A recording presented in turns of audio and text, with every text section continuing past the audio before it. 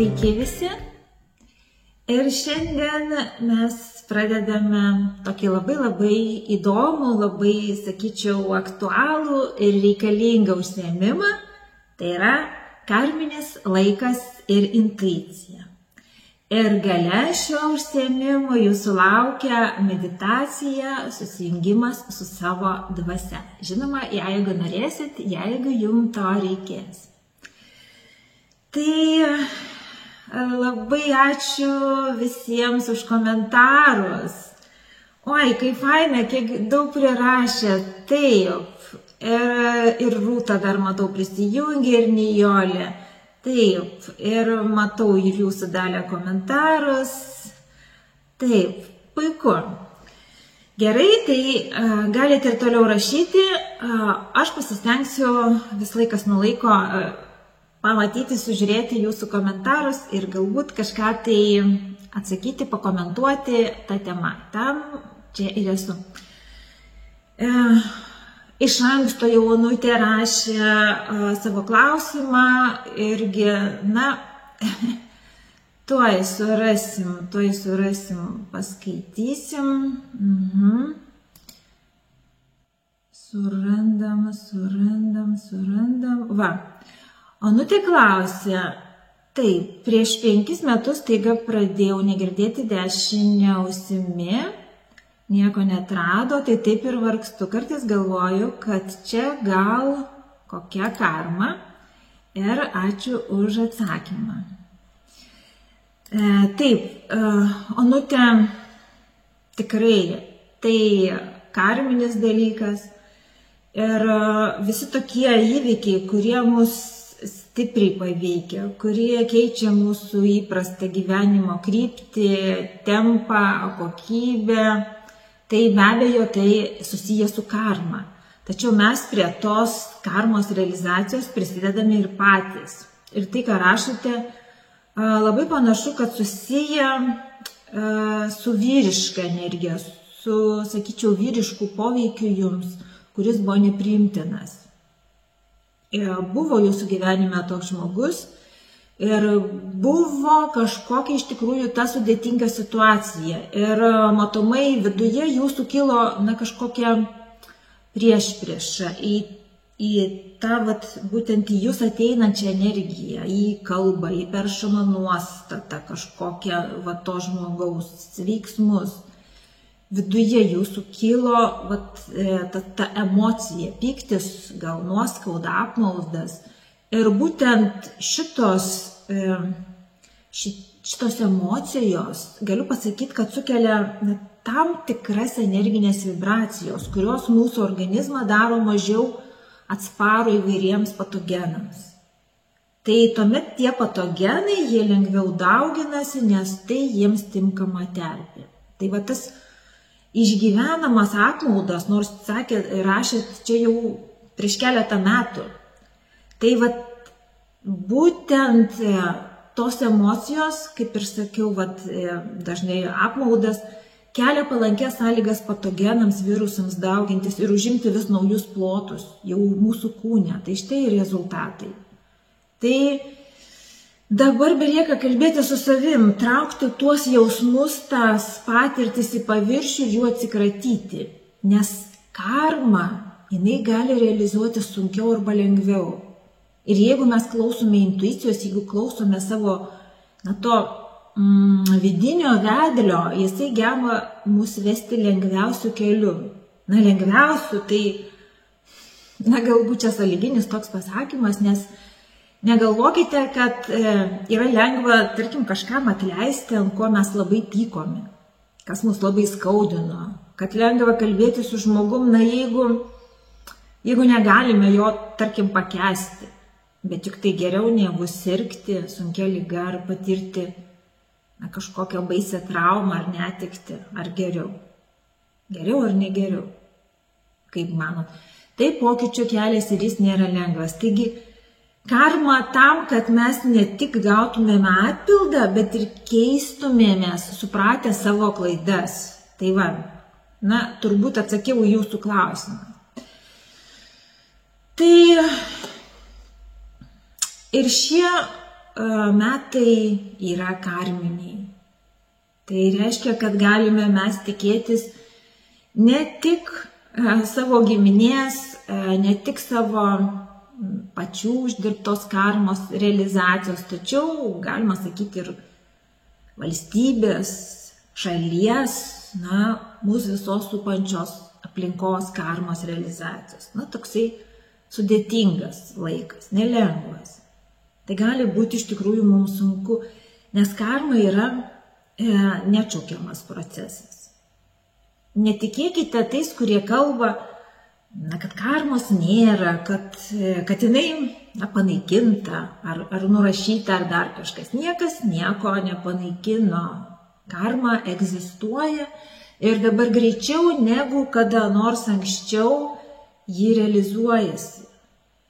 Tai, kad aplink kilo daugybė tokių grėsmių ir iššūkių, pavyzdžiui, kaip orientuotis, kaip veikti, kaip elgtis, jeigu,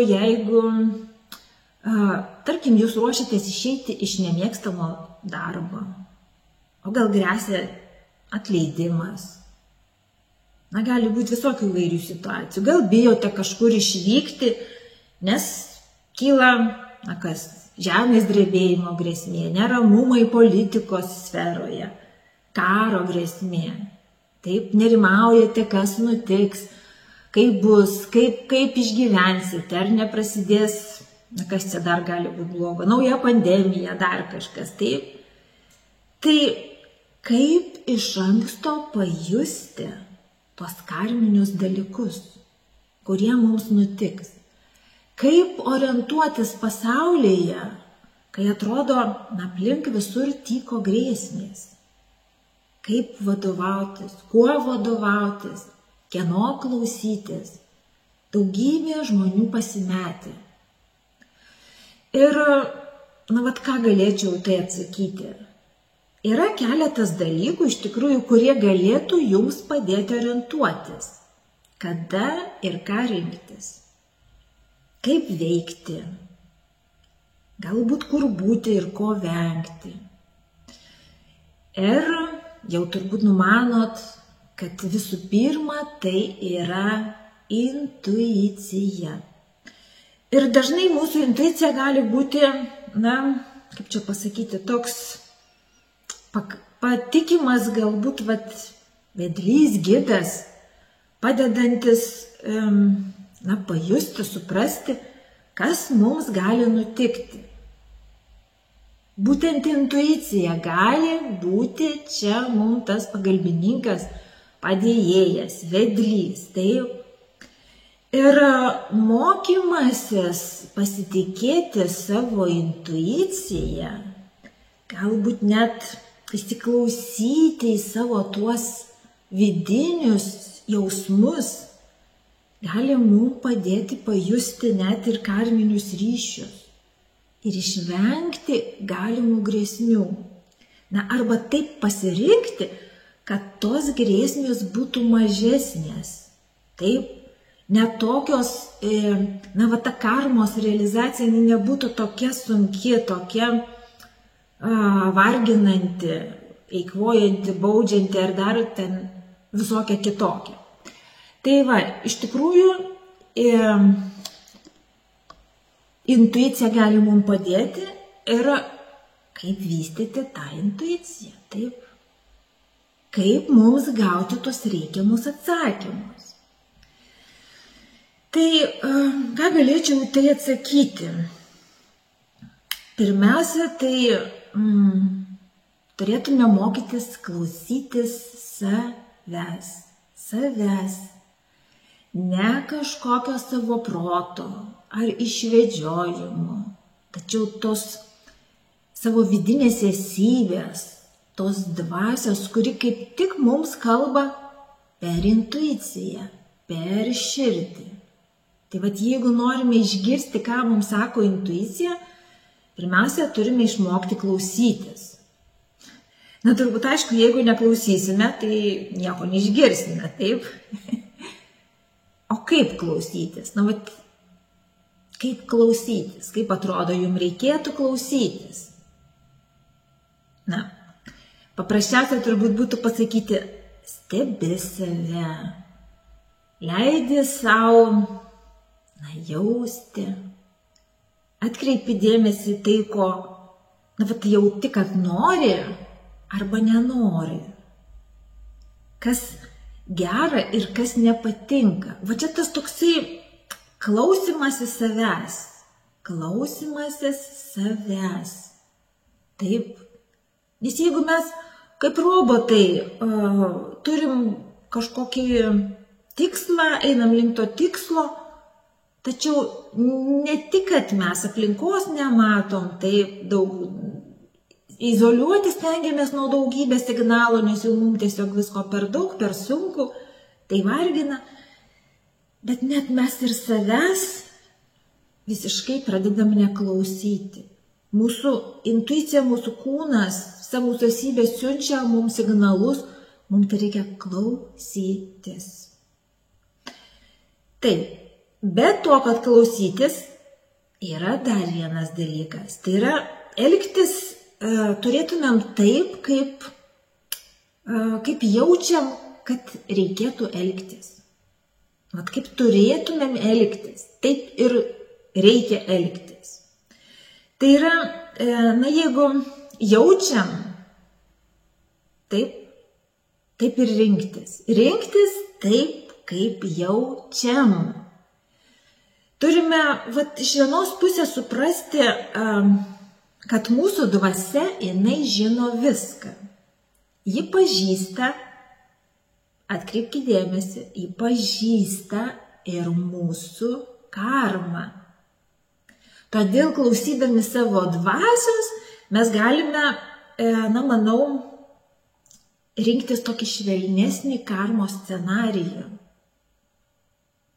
Tai va. Čia yra labai labai svarbus dalykas, jeigu sugebėti išgirsti, ką aš noriu pasakyti. Taip. Tai yra klausydami savo dvasios mes galime rinktis švelnesnį, lengvesnį karmos scenarijų. Tačiau tai tikrai nėra lengva. Aš nežadu jums lengvo kelio. Šis patarimas yra sunkiai gyvendinamas, nes jūs norėsite veikti taip, kaip jūs jaučiat. Taip? O daugybė žmonių ką darys? Jums prieštaraus.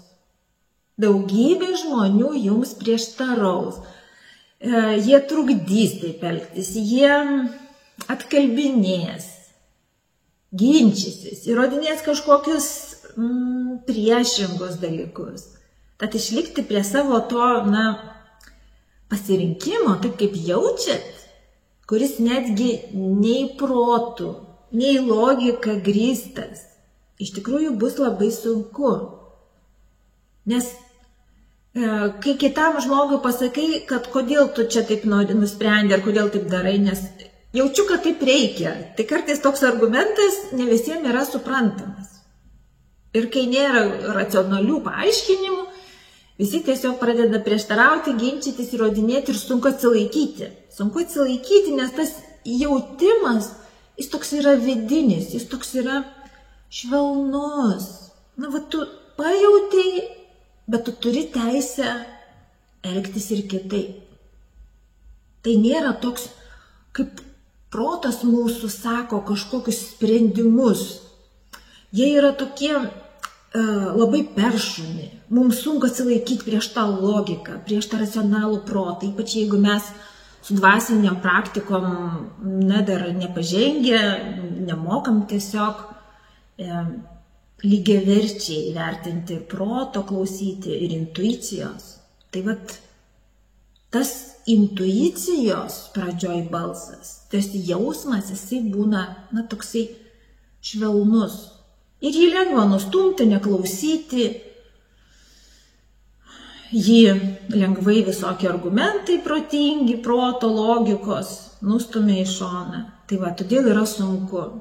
Ir sunku tikėti savimi, kai tu niekada to nedarei. Ir kiti prieštarauja tau. ir tu niekada to nedarėjai, ir kaip ir sakiau, tas intuicijos balsas yra silpnas, toks nesilpnas, bet jis švelnus, toks lengvas, neįpareigojantis. Jis tave perspėja, jis tau bando siųsti signalus, bet neverčia taip elgtis.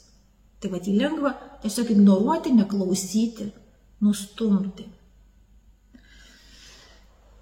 Ir tai dar ne viskas. Dar vienas toks svarbus dalykas, tai nuolat stiprinti savo ryšį su dvasia. Tai gali būti ryšys su visa kuriančia energija.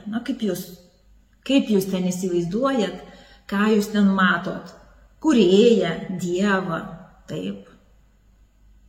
Tai stiprinti savo ryšį su dvasia, nesvarbu, kaip pavadinsit visą tai. Jei nėra šio ryšio, jei nesistengiate jūs to ryšio pagerinti, tai nėra ko klausytis.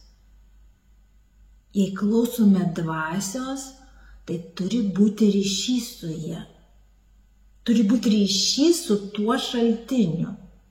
Kas yra labai svarbu. Iš kur tada ateis ta informacija, jeigu nėra ryšio su niekuo? Jeigu jūs viską ignoruojat, viską neigiat, kūrėją, dievą, visą kuriančią energiją, dar visą tai dvasią neigiat, jums tada nėra ryšio su niekuo, nėra ko klausytis. Jeigu to šaltinio jums nereikia, nėra ryšio, nėra ko klausytis, tada ir nėra to balso, nėra to jausmo, ką mes turėtumėm išgirsti. Tai turėtumėm iš tikrųjų skirti savo dėmesį, būtent tokiom dvasiniam, energiniam, galima sakyti, praktikom, meditacijom, tokiem užsiėmimams, kurie padeda tą ryšį mūsų su tuo šaltiniu, kaip ir sakau, ar tai dvasia, ar tai kūrėjų pavadinsim, ar visą kūrenčią energiją, pirmapradę energiją. Nesvarbu, kaip pavadinsim, bet ryšys su tuo šaltiniu turi būti. Tam tinka įvairios praktikos. Aš mokau irgi įvairių dvasinių, įvairių energinių praktikų.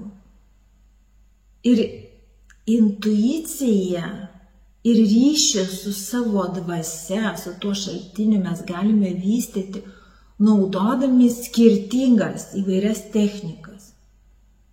Kam kaip įdomiau, kur tas smalsumas nuveda. Pavyzdžiui, mes galime tai stiprinti, kurti, pavyzdžiui, per taro kortas. Taip, tai puikus įrankis būtent ir to ryšio kūrimui ir intuicijai. Nes taro kortos labai sąveikauja su mūsų pasąmonė, su mūsų visa esybė ir intuityviai mes tiesiog pradedame skaityti tas taro kortas, pradedame gauti jų atsakymus. Žinoma, tam reikalingas teisingas toks įėjimas į tą taro pasaulį, į tas kortas, į tas jų reikšmės, visus tos archetipus.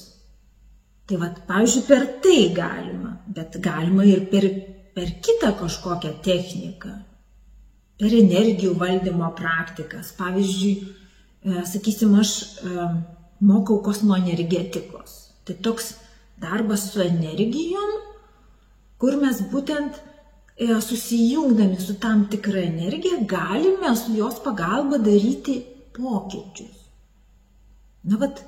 Jeigu yra kažkokie negalavimai kūne, mes galime atitinkamai siųsdami reikiamos dažnio energiją, kuris sąveikauja su tuo organu ir taip keičia jo virpesius vėl į tą sveiką vibraciją.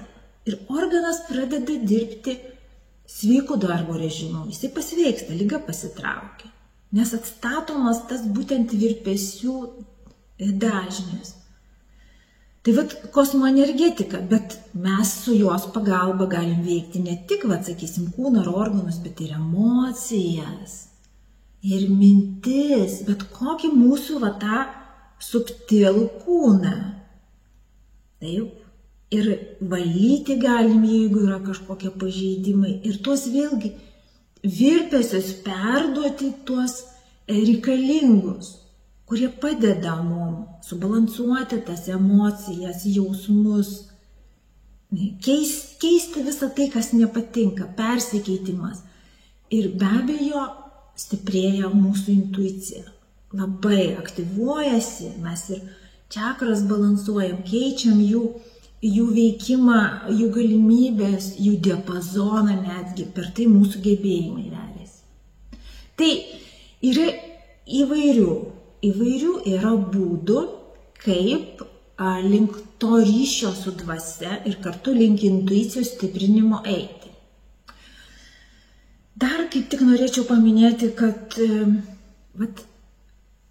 ir intuicijos lavinimo kursus vedu.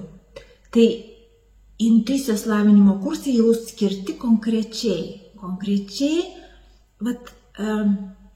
kaip tą intuiciją mūsų pažadinti, pabudinti, kaip išmokti jausti, kaip gauti tuos signalus. Tai, žinoma, kviečiu ir į šituos kursus, jeigu jums aktualu, o kaip ir kalbam, kad žinotum, ką rinktis, kad išmoktum išgirsti tas intuityvias žinutes, matyti, žinoti, ką tau rinktis. Tai be abejo aktualu, kad intuicija veiktų gerai. Tai aš manau, tai toks kokybiškas žingsnelis ir į savęs pažinimą, ir būtent į tos intuicijos aktyvavimą. Taip, matau komentarai, Malonutė rašo, ačiū, Malonutė mieloja, ačiū jums, puikų klausimą uždavėt, gavot atsakymą, tai manau labai gerai. Taip, Ina rašo, man mintis kilo, labai norėčiau, kad jūs taro kortų meditaciją vestumėte. Galbūt reikės pagalvoti. Gera idėja. Taip, dalė klasė. Tos moters problemos ausytė ar čia karminis įsikišimas ar energinis pažeidimas. Gal čia kažkas bendro. Tai, kaip aš ir sakiau, tai karminis pažeidimas, bet karminiai pažeidimai realizuojasi mūsų energinėje struktūroje. O mūsų energinė struktūra, taip, susijusi su energija. Tai vadinasi, tai ir energinis pažeidimas. Taip. Ne visi energiniai pažeidimai lengvai koreguojasi, kai kurie būna sudėtingi energiniai pažeidimai, kur mes turim jau prisiliesti prie karminių reikalų, prie karminių dalykų. Stengtis keisti būtent tuos karminius dalykus, kas įtakojo tą pažeidimą. Yra irgi įvairios technikos tam, kosmoenergetikoje yra netgi viena energija, su kurios pagalba mes galime į tai kištis. Be abejo, pagrindiniai dalykai tai yra, kaip aš jau Onutei ir užsiminiau, pokalbis su savim, atsekti, nuo ko viskas prasidėjo, kokie jausmai, įvykiai, emocijos ir tada valytis. Valymasis, tas priežastis, kai išvalom, mes galime pakeisti visą tai, kas jau realizavus. Nes neliko priežasties tam būtent pažeidimui, lygai, tam negalavimui. Gerai, dabar taip. Dar labai svarbu, taigi, kai aplink vyksta tokie staigus nenumatyti pokyčiai, manau, reikėtų atkreipti dėmesį, žinote ką, į dar keletą tokių dalykų. Tai savitarpio ryšiai ir poveikis. Kas tai yra? Tai yra, turėtumėm pasistengti suvokti, kad mūsų veiksmai veikia kitus žmonės ir atvirkščiai. Tai vat karminė ta filosofija, jinai dažnai ir pabrėžia, kad mūsų veiksmai turi ką? Pasekmes, kurios ir būtent gali grįžti pas mus. Tai mes turėtumėm būti sąmoningi, taip, dėl savo veiksmų. Tai yra veikti mes turėtumėm pozityviai. Nes prisiminkime, kad kiekvienas veiksmas, ką mes atliekame, grįžta mums stipresnis atgal. Yra skaitoma net 8 kartus stipresnis dabar, nes viskas labai suintensyvėjo. Tai yra, jeigu mes kažkam kenkėme, taip, kažką tai ten blogo linkime netgi, taip, tai nesitikėkime laimės ir lengvo gyvenimo savo. Nes mums tai grįžta, mums pirmiausia tai grįžta ir poveikis, kaip ir sakiau, būna keleriopai stipresnės. Tai tą vėlgi reikėtų suprasti, savo tuos vėlgi veiksmus įvertinti. Tai ką mes veikiam ir net ką galvojam, ko norim. Gal ir nesimam veiksmų, bet mes norim. Tačiau tam visam dvasiniam pasaulyje, energiniam pasaulyje, jau tas noras, jau jis turi energiją. Jau tas pats, kas tu padarėjai, bet dar nesirealizavo fiziniai plotmėje. Tai štai, netgi mes turėtumėm galvoti, ko mes norim. Jeigu mes ant kažko pykstam, kažkam norim, kad būtų blogai, tai mums tas blogis ir grįžta. Ką dar reikėtų atkreipti dėmesį? Tai yra, kaip aš ir sakiau, labai svarbu dvasinės praktikos ir meditacijos. Ir, reguliari dvasinė praktika, sakyčiau, gali padėti mums būti susitelkusiam, ramiam, atidžiam. Taip. Tai gali padėti, galbūt geriau suvokti savo vidinį pasaulį, aplinką. Taip. Tas susitelkimas, ramybė ir atidumas. Tai dvasinės praktikos ir meditacijos gali labai padėti. Tarp kitko, gali būti praktikos ir su įrankiais, su priemonėm. Ką galiu parodyti? Tarkim, gali būti dvasinės praktikos su kristalais, pavyzdžiui. Matot, labai gražų turiu didelį kristalą. Gali būti, sakysim, įvairios dvasinės tokios praktikos, meditacijos, kaip ir sakiau, su priemonėm, taip, padeda mums, priemonė, kuri gali mums padėti toje meditacijoje, kažkuo padėti, nebūtinai tai yra kristalas, gali būti kažkoks tai kitas, tarkim,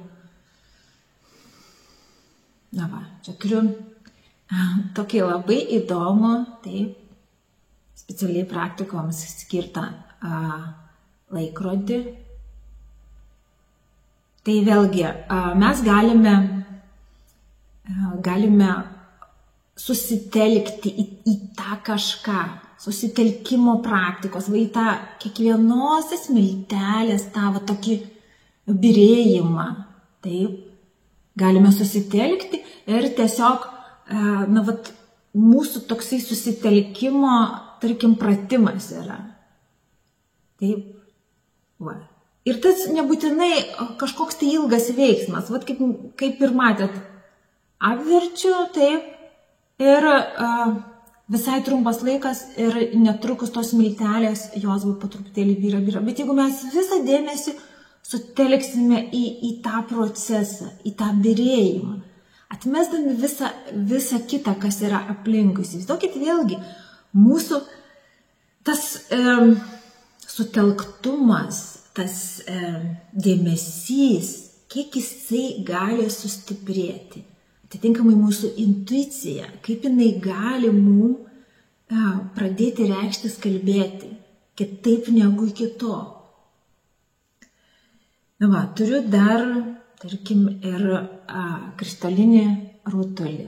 Taip, turbūt vėlgi pažįstamas toks dalykas, krištoliniai rutuliai, kur filmuose galim pamatyti, ten sėdi kokia būrėja, ten taip į tą krištolinį rutulį susitelkia ir viską čia jinai mato, iš ten gauna informaciją ir viskas. Tai ar tai tikra? Be abejo tikra. Tai irgi yra sutelktumo praktika ir tas būtent krištolinis rutulys mums padeda taip susitelkti į tą vieną klausimą, į tą vieną tikslą. Taip, kristalas net pats su savo vibracijom, kai mes į jį susitelkiam į tą konkretų, taip, irgi mums gali padėti. Tai vat priemonė, kuri ne pati kaip iš savęs rodo, tačiau per mūsų dėmesį sutelktumą ta priemonė gali mums padėti gauti teisingus atsakymus. Taip, ar kažkoks tai akmuo, taip, kuris vėlgi turi skirtingas vibracijas, dar su tam tikrais ženklais vėlgi paskirti skirtingai. Plunksna, taip, nes intuicijos kalba, kaip aš sakiau, yra tokia labai lengva, labai švelni, jinai viduje pas mus, viduje mūsų esybės kalba, tokia kaip plunksnelės prisilietimas, taip, tai yra labai labai švelnu. Ir jeigu mes mokysimės į tą švelnų beveik nejaučiamą prisilietimą susitelkti, mes po to pradėsime jausti ir tą prisilietimą, kuomet jis net nebus fiziškai įvykęs, kuomet net nebus prie mūsų kūno to prisilietimo, bet jis bus šalia, bet jau mes pradėsime jausti. O tos subtilios, tokios vibracijos, subtilus jausmas, tai su tokia, vėlgi, priemonė, tai ne ji padaro kažką, kad mes tai gal pasidarėm aiškiaregį, įsigijau plunksną, oi negaliu, tapau aiškiaregis, ar nusipirkau, įsigijau krištolinį rutulį, tarp kitko, taip, tikrą krištolinį rutulį ir tapau aiškiaregis, bet kaip priemonė ugdyti tuos gebėjimus ir susitelkti, tai gali būti puikiai. Na va, taip, tai matot, kiek įdomių dalykų turbūt, ar ir įdomių, pasakykit, ar įdomu visą tai, ką aš kalbau, ką mes čia aiškinamės. Taip, parašykit, o aš tada dar papasakosiu, kad ir tai dar ne viskas. Mes turėtumėm tų žinių visą laiką, aš manau, ieškoti.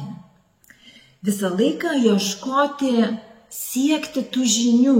Tai yra, toks skaitimas, mokymasis, bendravimas su išmintingai žmonėmis gali suteikti gilesnį supratimą apskritai apie gyvenimą, apie jo iššūkius kažkokius. Tai yra tie kiti žmonės, knygos, net galbūt dalyvavimas vienam ar kitam seminare, mums gali suteikti vertingų įžvalgų. Taip. Tai tie kiti žmonės, mokytojai, guru, kažkokie specialistai, galų galiai išmintingi žmonės, jie gali mums suteikti vertingų įžvalgų ir pastumėti būtent ten, kur mums reikia, ko gal mes patys vėlgi iš savęs negirdim, nejaučiam arba ignoruojam, nes ne visą laiką tas kelias toks pažinimo yra lengvas. Kaip ir minėjau anksčiau, prisimenat, kad ar lengva atleisti kitam žmogui, sakysim, už kažkokį sunku, baisų poelgį, išdavystę, skausmą. Tai labai sunku, bet kol mes neatleisim, kol mes laikysime tą pyktį, nuoskaudą, tą apmaudą, tai bus mūsų stabdis. Tai bus mūsų tobulėjimo stabdis visame kame. Ir gerovėje, ir sveikatoje, ir dvasinių gebėjimų skleidimės. Kūryboje, visur. Tai nėra lengva. Negalvokit, kad šitas kelias lengvas, bet jeigu mes sugebam ir išties atleidžiam už tą baisų skausmą ar praradimą ar kažką, tai mes tokį šuolį savo evoliucijos padarom, kad mums tuomet visai kitaip ims ir intuicija kalbėti ir visa kita. Dar kas gali būti svarbu, tai yra emocinė ir psichologinė sveikata. Tai būtent, jeigu mes emociškai esame tokie stiprus, atsparus, jeigu mes psichologiškai esame stiprus, atsparus, tai galime geriau atlaikyti tuos gyvenimo iššūkius. Juk taip, teisingai. Tai vadinasi, reikia skirti laiko savo jausmams, savo poilsiui, savo atsipalaidavimui, tam, kad būtume mes emociškai taip tvirti, atsparus. Mes turime skirti laiko poilsiui. Tai nėra taip, kad tik tai mokausi arba tik tai dirbu dieną naktį ištisai. Tai kokia mūsų bus emocinė ta sveikata, kokia? Tai bet koks iššūkis mus taip išbalansuos ir mes tiesiog kaip švytuoklė šituosime nuo vieno šono ant kito, nuo tų kraštutinumų. Taip nebus to balanso.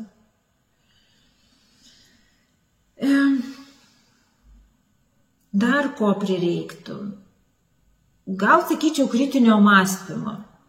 Kritinio mąstymo, ir tokių gebėjimų savarankiškai priimti sprendimus.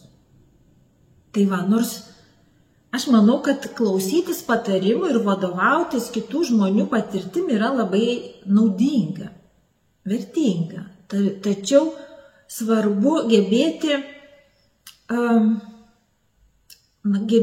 mąstyti pačiam ir vadovautis savo patirtimi. Tas toksai toks patirtis yra tavo asmeninė. Tai, ką tu patyrei ir išgyvenai, nėra kito. Kitas tau gali patarti ir vienaip, ir kitaip, bet tu perėjęs per savo patirtį, jau tu gali tik savarankiškai teisingai pasirinkti. Tai kai kitas sako, daryk tą, daryk aną, tai nebūtinai yra teisinga, nes gebėjimas ir mąstyti, ir vadovauti savo patirtimi yra labai svarbus. Ir galbūt dar vienas svarbus dalykas, tai iš viso toksai pozityvumo ir dėkingumo, sakyčiau, praktikavimas. Taip, kad mes vis dėlto turėtumėm stengtis pozityviai mąstyti, dėkingumą jausti už mažus dalykus, už bet ką.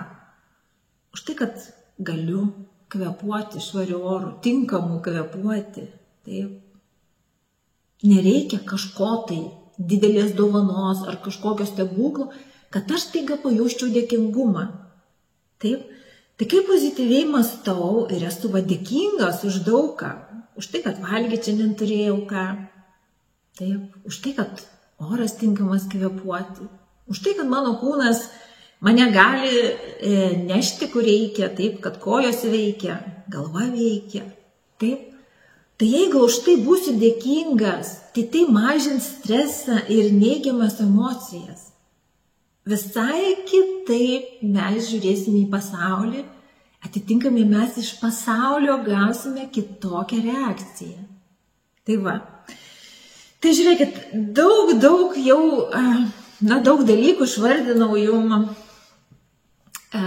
kas susiję su mūsų intuicija, kas susiję su visais tais karminiais dalykais. Tai va, jau rašot, labai vertinga rašo Dalia. Taip, įdomu rašo Nutė, ir Rūta labai įdomu, ir Nijolė siunčia širdelės patenkinta, taip, ir Dalytė rašo, ačiū. Na, ačiū ir jum, labai džiaugiuosi. Manau, čia tikrai tokia gerą mes temą užkabinom. Labai gerą temą užkabinom. Tikrai čia daug galima kalbėti ir svarbiausia, įsiklausykite į tai, ką aš sakau. Paminėjau, stengiausi paminėti svarbiausius tos dalykus, kas susijęs su mūsų apskritai buvimu šiame pasaulyje ir kaip orientuotis, kaip rinktis. Nes dabar ir žiniasklaida ten skelbia vienus dalykus, kitokios grėsmės ten kitur mes girdim, ateina, artėja, ir žmonės labai nerimo apimti. Jie nežino, ką daryti, jau čia ką ruoštis, ar čia produktus krautis, ar jau čia krepšius krautis, ar čia pinigus visus išsimti, ar čia dar kažką tai daryti. Tai va, tas klausimasis savo intuicijos gali mums padėti teisingai orientuotis ir rinktis tą tokį lengvesnį kelią. Jeigu jau ta karma ruošiasi realizuotis, mes galime, klausydami intuicijos, tai yra savo vidinio vedlio, savo dvasios, kuri žino mūsų karmą. Mes galime rinktis lengvesnį variantą, negu neklausydami. Vat kam yra esmė. Tai ar jūs norite meditacijos, susijungimo su savo dvasia, ar jūs norite, ar mes darysime šitą meditaciją? Parašykit, ar norit, ar darom. O aš kartu noriu jums priminti apie intuicijos lavinimo kursus. Taip, ir žinoma, kviečiu į tuos kursus, jeigu jums aktualu savo intuiciją lavinti. Ten tuose kursuose mes tiesiog, ir žiūrėsim ir teorinę dalį, ir praktinės bus užduotis. Taip, tai yra meditacija, pavyzdžiui, bus su tuo vidiniu vedliu mūsų susijungimo, kūno skenavimo, tokia meditacija, emocinių pojūčių, atpažinimo, toks kaip įrankis. Taip, tai yra protas, intuicija, sprendimų priėmimas. Tai yra meditacijos skirtos, kažkokiu mūsų įpročio atpažinimui ir intuicijos stiprinimui. Taip, nes kaip atskirti, kur intuicija, kur ten proto balsas, kur kažkokį mes pagal įprotį darom, taip, kad išgirsti tą intuiciją, suprasti jos kalbą. Žinoma, tas intuicijos gylis, nes gali intuicija silpniau jaustis, gali stipriau, tai eisim į tą gylį. Tai bus gilio sąmoningumo, tokios meditacijos ir vizualizacijos. Ir kas labai svarbu, tai intuicijos integracija į mūsų kasdienybę, kad mes kasdienybėje galėtumėm, žinotumėm, kaip tą intuiciją taikyti. Tai tam pratimai bus. Būtent pratimai intuicijos naudojimui, galima sakyti, tokioj kasdieninėje veikloje. Tai va, intuicijos lavinimo kursai, labai kviečiu. Taip, rašot, kad norit meditacijos, va ir Justina rašo, ir Agnė rašo, Onutė rašo. Na va, taip, Aurelija irgi rašo, ačiū labai. Taip, gerai. Tai, o mes dabar tada ir neriam į meditaciją. Meditacija susijungimas su savo dvasia. Tai užsimerkite, atsipalaiduokite. Tegul šis laikas yra skirtas tik jums. Susijungimui su savo dvasia. Dar labiau atsipalaiduokite. Ir tegu jūsų kvėpavimas bus lygus, ramus. Giliai įkvėpkite ir iškvėpkite. Pajauskite savo krūtinėje meilės energiją. Pajauskite meilę. Dar stipriau pajuskite. Ir su šia meilės energija mes kylame aukštyn. Iš krūtinės kylame į galvą ir virš galvos ir dar aukščiau. Lyg paukštis sklęsdamas kilkite vis aukščiau ir aukščiau su ta meilės energija. Kylame aukštyn į savo dvasių šviesą. Ir pajauskite, kaip darosi vis lengviau, nes mes kylame vis aukščiau. Ir jūs apleidžia slegiantis gyvenimo rūpesčiai ir nešuliai.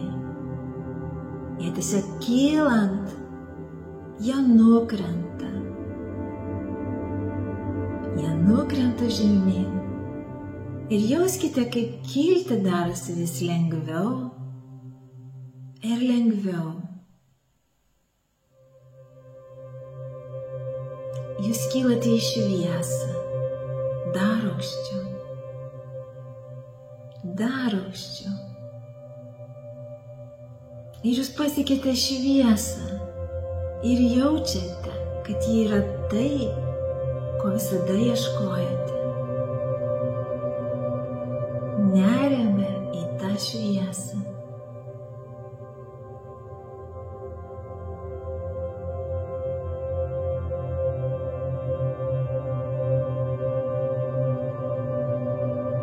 Ir šioje šviesoje pradeda formuotis jūsų dvasios vaizdas. Pažiūrėkite, į ką tai panašu.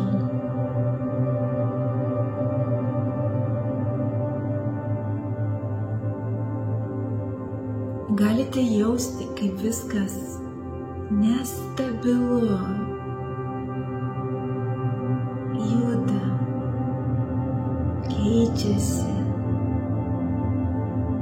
Panorėkite, kad jūsų dvasia pasirodytų pačiu priimtimiausiu, suprantamiausiu jums būdu.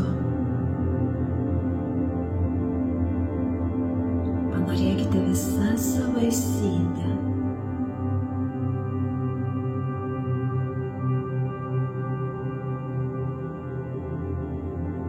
Ir dabar stebėkite, koks pavidalas formuojasi.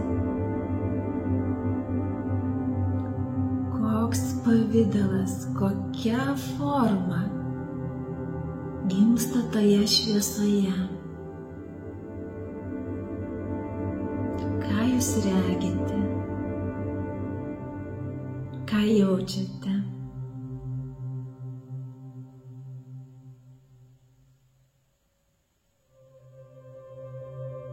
Pajuskite savo širdyje meilę. Pajuskite meilę ir pasiųskite meilės spindulį į tą šviesos formą.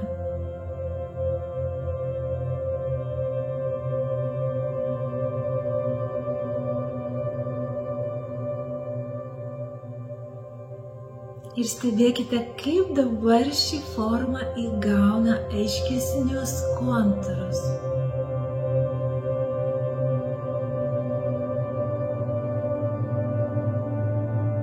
Tai jūsų dvasia. Ji jums dabar veriasi šiuo pavidalu, šiuo jausmu.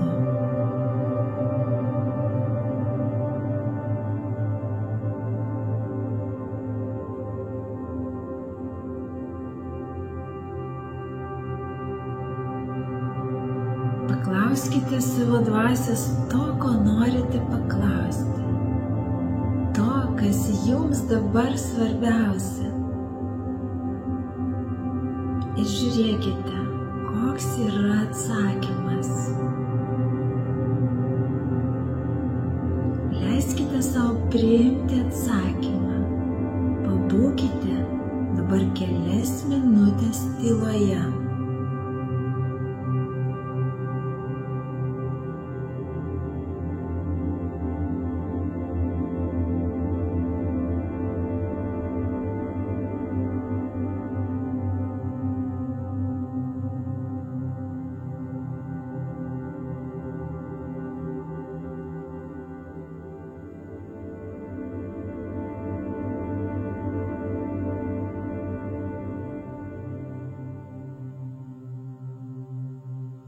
Jūsų dvasia siunčia jums atsakymą. Leiskite savo jį priimti.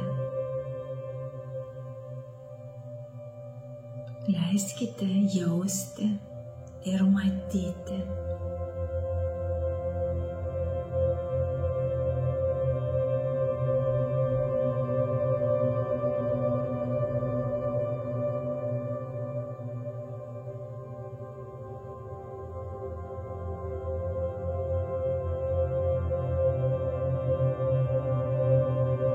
Dvasios atsakymas yra labai švelnus, labai subtilus.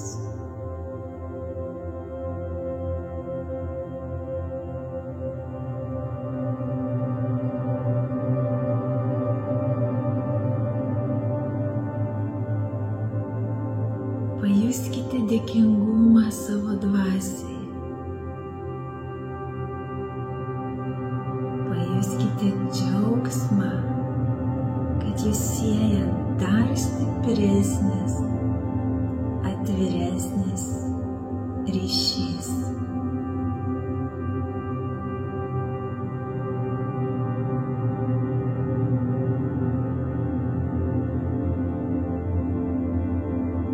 Jūsų dvasia kalba su jumis.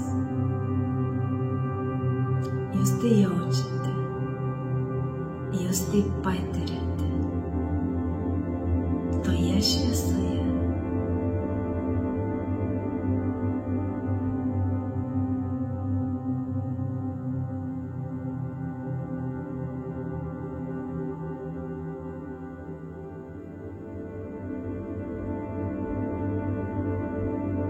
Pajuskite dėkingumą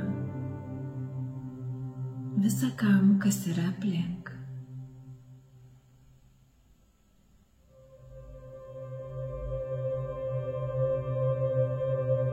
Pajuskite džiaugsmą, kad esate, kad gebate tai patirti.